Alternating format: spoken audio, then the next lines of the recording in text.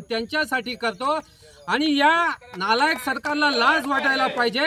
हा 818.32 लाखाचा रस्ता 818.32 लाखाचा रस्ता फक्त बनवून 4 महिने झाले आणि 4 महिन्यामध्ये ह्या रस्त्याची अशी अवस्था आहे। तर मग महाराष्ट्र सरकार करतं काय? तुम्ही काही तुमच्या घरातून इथे पैसे देत नाही आहात। हे जे सर्वसामान्य शेतकरी इथे बसलेले आहेत, सर्वसामान्य शेतकरी, सर्वसामान्य जनता, या जनतेच्या टॅक्स मधून जो निधी जमा होतो त्या निधीच्या अंतर्गत तुम्ही विकास निधीवर खर्च करता। आणि तुमचा विकास असा विकास तुमचा आहे, हा विकास, अरे तुम्हाला लाज वाटायला पाहिजे। तुम्ही तात्काळ राजीनामे द्यायला पाहिजे। मला धिक्कार आहे या सरकारचा।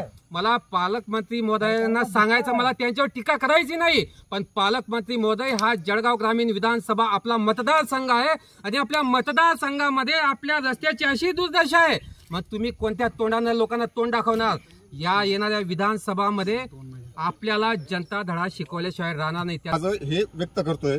आणि आज जवळजवळ आमच्या रस्त्याला 4 महिने पूर्ण झाले। रस्ता बनवत असताना आम्हाला 1 ते 1.5 वर्ष खूप मेहनतीने वापर करावा लागला। आणि जेव्हा आम्ही या परिस्थितीतून वापर केला आणि साहेबांनी 1.5 वर्ष रस्ता बनवायला इथं सर्व टाइम दिला आहे आणि 1.5 वर्षानंतर जो रस्ता बनलेला आहे त्याचा आज मी पूजन केलेलं आहे। इथं आज रस्त्याला 4 महिने कंप्लीट झाले। 2 महिन्यापासून रस्त्यांची हालत अशी झाली आहे की आमचा रस्ता 1.5 वर्ष तयार